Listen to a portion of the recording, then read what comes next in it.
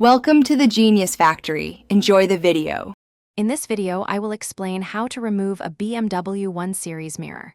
Before we start, it's important to gather the right tools.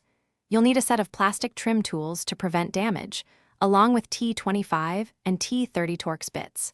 Always ensure your car's ignition is completely off for safety.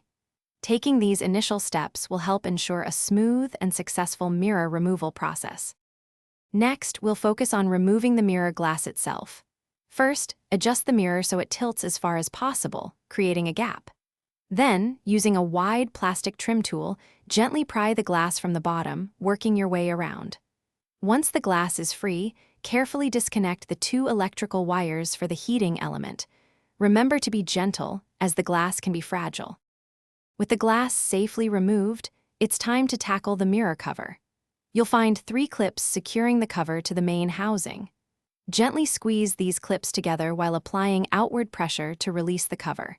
If it feels stiff, a little warmth from a hairdryer can make the plastic more pliable, helping it come off without breaking any tabs.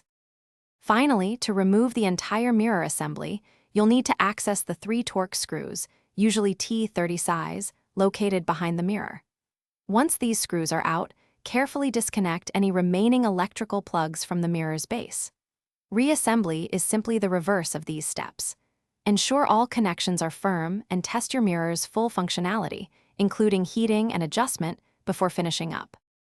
Thanks for watching. If you found this helpful, don't forget to like and subscribe.